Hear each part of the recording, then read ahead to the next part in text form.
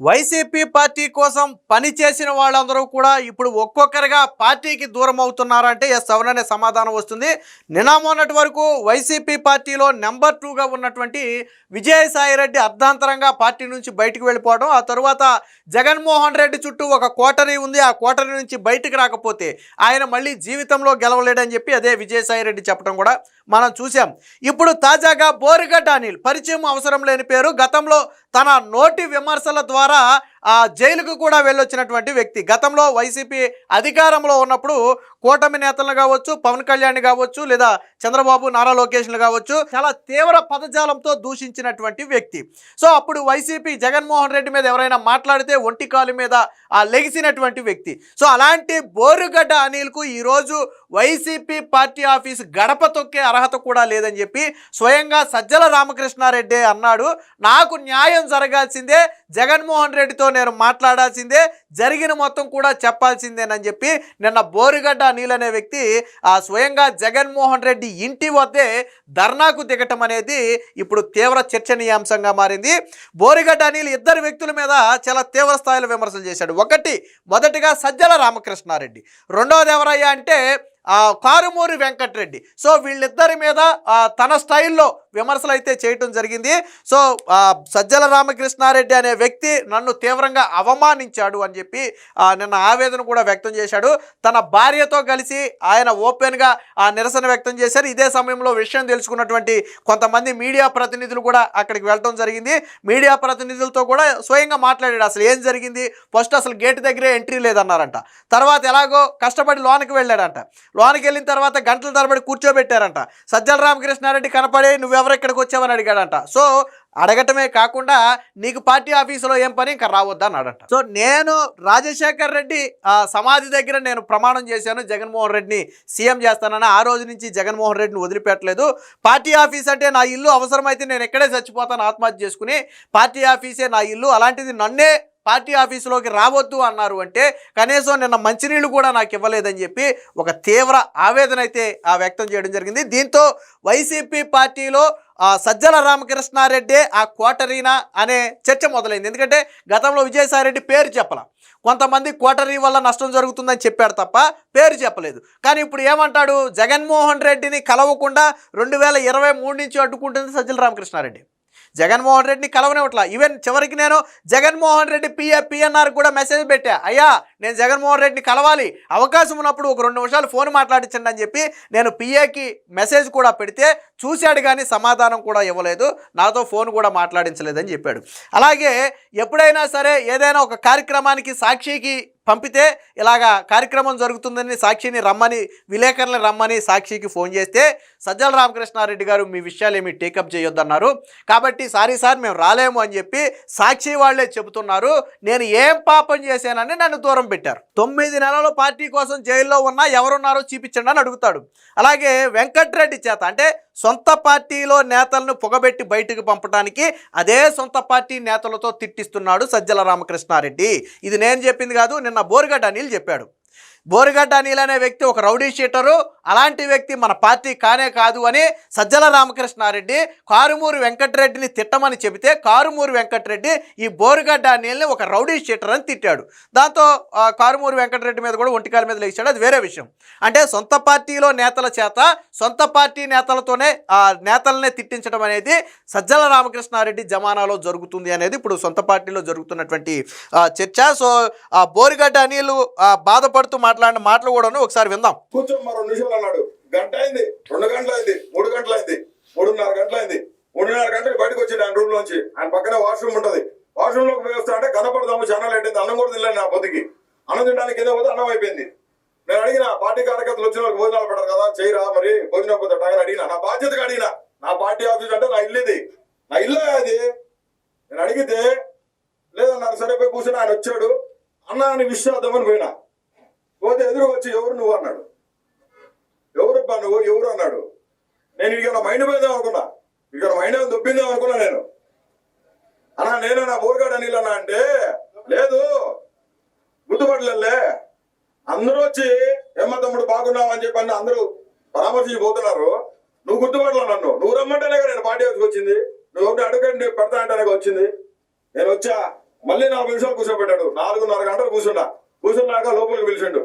ఎవరినో రానియొద్దన్నాడు. పోయినాం, లోపలికి పోయినాం, కూర్చోబెట్టినాం. ఎందుకు వచ్చినావు అమ్మా అన్నాడు. పార్టీ హౌస్ లో నీకేం పని అన్నాడు. పార్టీ హౌస్ కు నువ్వు ఈరోజు నుంచి రావద్దని చెప్పాడు. అడ్వకేట్స్ కూడా నీకు పెట్టలేమని చెప్పాడు. అంటే 9 నెలలు జైలు.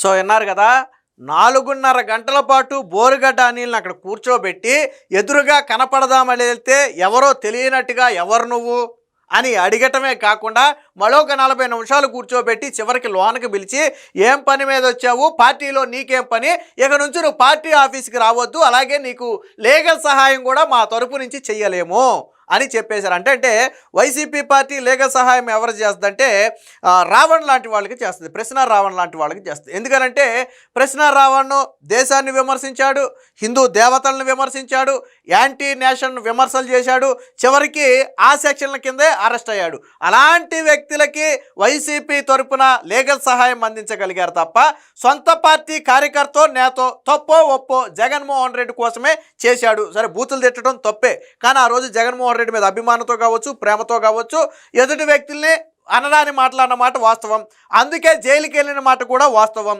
కానీ మీరు దేశాన్ని ఆ హిందూ దేవతల్ని విమర్శించిన వాళ్ళకి లీగల్ సహాయం ఇవ్వగలిగారు, కానీ ఈరోజు మీ పార్టీ కోసం, మీ జగన్మోహన్ రెడ్డి కోసం 4 మాటలని ఈరోజు కేసులు ఎదుర్కొంటున్నటువంటి వ్యక్తికి మాత్రం లీగల్ సహాయం ఇవ్వలేము అని చెప్పారంటే వైసీపీ పార్టీ విధానాలంటో మీరు అర్థం చేసుకోండి. రేపు పొద్దున మిగతా పార్టీ కార్యకర్త, ఇప్పుడు విజయసాయి రెడ్డి పార్టీలో నెంబర్ 2, మీరు 2019కి ఒకసారి వెళ్ళండి. 2019లో ఎన్నికల సమయంలో 2 పేర్లే వినపడాయి. ఒకటి జగన్మోహన్ రెడ్డి తెర ముందు, తెర వెనక విజయసాయి రెడ్డి. ఈ 2 పేర్లు తప్ప 3వ పేరు ఎవరికైనా తెలుసా? ఆ రోజు షర్మిల ఉంది మళ్ళీ. సరే ఇప్పుడు ప్రస్తుతానికి షర్మిల లేదు కాబట్టి కాసేపు పక్కన పెడదాం. విజయసాయి రెడ్డి, జగన్మోహన్ రెడ్డి తప్ప 3వ పేరు మీకు వినపడిందా? లేదు కదా. అలాంటి విజయసాయి రెడ్డి ఈరోజు పార్టీ నుంచి బయటికి వెళ్ళిపోయి జగన్మోహన్ రెడ్డి చుట్టూ ఒక కోటరీ ఏర్పడింది అన్నాడు. అంటే ఏంటా కోటరీ అంటే ఇదే. బోరుగడ్డ అనిల్ అనే వ్యక్తి ఎవరో తెలియదంట. ఇంతకీ సజ్జల రామకృష్ణారెడ్డి ఫోన్ చేస్తేనే వెళ్ళాడు. అది కూడా చెప్తున్నాడు, నువ్వు లీగల్ సహాయం ఇస్తాను అంటే నేను వచ్చిన తర్వాత ఎవరు నువ్వు అని అవమానించడమే కాకుండా ఇక నుంచి పార్టీ గడప తొక్కొద్దని నన్ను విమర్శించారని చెప్పి స్వయంగా చెప్పాడు. ఇదే బోరుగడ్డ మరికొన్ని మాటలు కూడా మాట్లాడాడు. ఒకసారి చూద్దాం. చెప్పింది ఏంది రికార్డింగ్ లో, ఊడి శ్రీహరి అనేవాడు చెప్పిండు, సజ్జల అనేవాడు చెప్పిండు. వాళ్ళు చెప్తే వాళ్ళ ఇన్స్ట్రక్షన్స్ బట్టి నేను మాట్లాడినా అన్నాడు. నేను రౌడీ షీటర్నంట. బోరుగడ్డ అనిల్ కుమార్ అనేవాడు లండన్ లో పీజీ చేసినాడు. మా నాన్న చనిపోయినాక నేను ఇక్కడికి వచ్చి జగన్మోహన్ రెడ్డి గారి కోసం కష్టపడినా. సెంట్రల్ రాజకీయాల్లో, కేంద్ర రాజకీయాల్లో కీలకమైన వ్యక్తిగా ఉండి కేంద్ర మంత్రులు నా ఇంటికి వచ్చిపోతారు. నేను జగన్మోహన్ రెడ్డి గారికి దగ్గర అత్యంత సమీపమైన మనుషులు కాబట్టి అన్న కోసం రాజశేఖర రెడ్డి గారి సమాధి గారికి పోయి మాటిచ్చిన, నీ కొడుకుని ముఖ్యమంత్రి చేసేదాకా నీ కొడుకుతోనే ఉంటానయ్యా, నీ కొడుకు నీకు మళ్ళీ పరిపాలన చేయాలా, నీకంటే ముందు 100 అడుగులు.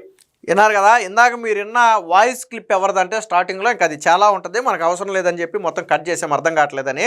చివరిలో మీరు విన్నది ఎవరిదంటే కారుమూరు వెంకటరెడ్డి వాయిస్ మీరు విన్నారు. అందులో చివరిలో ఏం చెప్పాడంటే అసలు దాని సారాంశం ఏంటంటే అడుగుతాడు, బోరుగడ్డ అనిల్ అడుగుతాడు, నువ్వు నన్ను రౌడీ షీటర్ అని చెప్పి విమర్శిస్తున్నావు, పార్టీకి నాకు సంబంధం లేదని విమర్శిస్తున్నావు కదా, అసలు నువ్వెవరో పార్టీలో అని చెప్పి వెంకటరెడ్డికి ఫోన్ చేస్తే వెంకటరెడ్డి అన్నాడంట, నేను విమర్శించలేదు, పుడి శ్రీహరి అలాగే సజ్జల రామకృష్ణారెడ్డి అనే 2 వ్యక్తులు ఫోన్ చేసి వీడు మన పార్టీ మనిషి కాదు, వీడి మీద విమర్శలు చేయమంటే నేను చేశాను తప్ప నా అంతటగా నేను చేసిన విమర్శలు కాదు అని చెప్పి చివరిలో ఏం చెప్పాడు, మీరు వాళ్ళతోనే చెప్పించండి, బోరుగడ్డ అనిల్ అనే వ్యక్తి మన మనిషి అని చెప్పించండి, దాంట్లో ఏముంది అని చెప్పి చివరిలో మాట్లాడాడు. మీరు విన్న వాయిస్ అదే. సో తర్వాత కూడా అదే చెప్పాడు. అంటే అవసరానికి వాడుకుని తర్వాత సొంత పార్టీ నేతల చేతే సొంత పార్టీ నేతను తిట్టించడం వైసీపీలో ఒక కొత్త స్ట్రాటజీ. రేపటి రోజున ఎవరినైనా బయటికి పంపాలి, పొగబెట్టి బయటికి పంపాలి అంటే ఇలా సొంత బహుశా ఇప్పుడు డౌట్ ఎందుకు వస్తుందంటే విజయసాయిరెడ్డిని కూడా అలాగే పంపారేమో. కాకపోతే విజయసాయిరెడ్డి ఏంటంటే ఇలాగా ఇంటి ముందు కూర్చొని ధర్నాలు చేయలేడు కాబట్టి ఆయన బయటికి వెళ్ళిపోయాడు పార్టీ నుంచి. బహుశా విజయసాయిరెడ్డిని కూడా ఈ స్థాయిలో ఏమైనా ఇబ్బంది పెట్టారేమో అని మా అనుమానం ఇప్పుడు సొంత పార్టీ నేతలకు కలుగుతుంది. ఇంకొక వాయిస్ క్లిప్ కూడా ఉంది, ఒకసారి చూద్దాం. ఎన్నోసార్లు ఫోన్ చేశాను ఈ విషయం. నేను జగన్మోహన్ రెడ్డి గారి పిఏ కేఎన్ఆర్ కి 3 రోజుల క్రితమే నేను మెసేజ్ పెట్టినా, నాకు చాలా ఇబ్బందిగా ఉంది, జగన్మోహన్ రెడ్డి గారికి తెలియజేసి వెంటనే ఒకసారి ఫోన్ మాట్లాడుచున్నాను. అతను చెప్పడు సాక్షులు ఏదైనా చూసేద్దామా, వెళ్తే నా వైఫ్ సాక్షులను పిలిస్తే మేడం మేము రావడానికి లేదు, సజ్జల ఇన్స్ట్రక్షన్స్ ఉన్నాయి, బోరుగడ్డ అనిల్ కుమార్ ఇష్యూ కవర్ చేయొద్దని. ఏం పాపం చేశాను నేను, ఏం పాపం చేశాను? మాకు ఈ స్థితిలో కల్పించారు. పొద్దు మీరు రోడ్డు మీద వచ్చేసింది ఫ్యామిలీ మాది మొత్తం. సో విన్నారు కదా, కేఎన్ఆర్కి అంటే ఈ వేధింపులు తట్టుకోలేక పార్టీలో జరుగుతున్నటువంటి విషయాలు చెప్పాలని జగన్మోహన్ రెడ్డి పిఏ కేఎన్ఆర్ ఇటీవల అక్రమాస్తుల కేసులో ఆరోపణలు ఎదుర్కొంటున్నటువంటి వ్యక్తి కేఎన్ఆర్కి మెసేజ్ చేశాడంట. నువ్వన్నా జగన్మోహన్ రెడ్డికి చెప్పి నాతో ఒకసారి మాట్లాడించాయా, నాకు ఇబ్బందిగా ఉంది పార్టీలో అని చెబితే ఆ కేఎన్ఆర్ అనే వ్యక్తి జగన్మోహన్ రెడ్డి దృష్టికి ఆ విషయాన్ని తీసుకెళ్లలేదు అనేది ఈయన చెబుతున్న మాట. ఒకవేళ తీసుకెళ్తే జగన్మోహన్ రెడ్డి ఇగ్నోర్ చేశాడు అనేది మనకు తెలియదు. రెండోది, పోనీ ఏదైనా సాక్షి కవరేజ్కి ఇద్దామా అని సాక్షిని పిలిస్తే వాళ్ళ భార్య ఫోన్ చేస్తే, సారీ మేడం మేము రాలేము, సజ్జల రామకృష్ణారెడ్డి గారు మీవేవి కూడా కవర్ చేయొద్దన్నారు, కాబట్టి మీ వార్తలు మేము వెయ్యము అని చెప్పారంట. అందుకనే కావచ్చు బహుశా నిన్న జగన్మోహన్ రెడ్డి ఇంటి ముందే ధర్నా చేస్తున్నప్పటికీ కూడా సాక్షిలో ఎక్కడా దీని గురించి రాయలేదు, వేయలేదు. బహుశా పోరుగడ్డ అనిల్ కాబట్టి వేయలేదో, లేకపోతే వాళ్ళకి డ్యామేజ్ కాబట్టి వేయలేదో తెలియదు, కానీ ఇది జరిగింది. అంటే వైసీపీ పార్టీలో వాడుకుని వదిలేస్తారు అనడానికి ఇది ఒక ఉదాహరణ. ఇంకో చిన్న ఉదాహరణ కూడా చెప్తా మీకు. గతంలో సోషల్ మీడియాలో న్యాయమూర్తుల మీద, న్యాయ వ్యవస్థ మీద పిచ్చ కామెంట్స్ పెట్టారు వైసీపీ సోషల్ మీడియా, అందరికీ తెలుసు కదా. సో దాన్ని కేసుని ఏం చేసింది కోర్టు, సిఐడి హ్యాండిల్ చేయట్లేదని చెప్పి సిబిఐకి ఇచ్చిన తర్వాత సిబిఐ ఒక్కొక్కరిని అరెస్ట్ చేస్తుంది. అప్పుడు కోర్టుకి వీళ్ళు ఏం వివరణ ఇచ్చారో తెలుసా? వైసీపీ తరపున ఆ సోషల్ మీడియాలో కామెంట్లు చేసిన వాళ్ళకి వైసీపీ పార్టీకి ఎటువంటి సంబంధం లేదని అప్పుడు ప్రభుత్వ తరపు లాయరు కోర్టుకి తెలిపాడు. దాంతో కోర్టు సిబిఐకి కేసు ఇచ్చింది. ఆ తర్వాతే అందరినీ అరెస్ట్ చేశారు. కానీ తర్వాత లీగల్ సహాయం తెర వెనక్కి అందించింది ఎవరు? వీళ్ళే.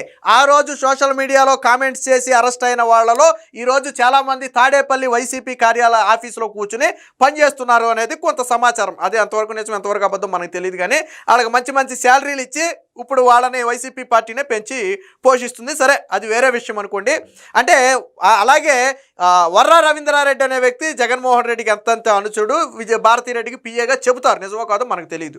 అయితే అదే వర్రా రవీంద్రారెడ్డి సునీత మీద అలాగే షర్మిల మీద దారుణమైన కామెంట్స్ పెడితే వాళ్ళు తెలంగాణలో కేసు పెట్టారు. అప్పుడు వీళ్ళేం స్టేట్మెంట్ ఇచ్చారో తెలుసా? వీళ్ళ పేపర్లో ఏమనేసారో తెలుసా? వర్రా రవీంద్రారెడ్డికి అలాగే ఎప్పాల ఎవరో ఒక వ్యక్తి ఉన్నాడు, వీళ్ళకి వైసీపీ పార్టీకి ఎటువంటి సంబంధం లేదని చెప్పి ఒక పేపర్ స్టేట్మెంట్ ఇచ్చారు. అంటే సొంత పార్టీ కార్యకర్తలను కూడా అవసరం తీరిన తర్వాత లేదా పేకల మీదకు వస్తే మాకు సంబంధం లేదని వదిలేయటం వైసీపీ పార్టీకి అలవాటే. సో ఇక్కడ జరిగింది కూడా అదే. బోరుగడ్డ అనిల్ విషయంలో జరిగింది కూడా అదే. అవసరానికి వాడుకున్నారు, అయిపోయింది, తనతో అవసరం అయిపోయింది, ఇక వదిలేశారు అంతే.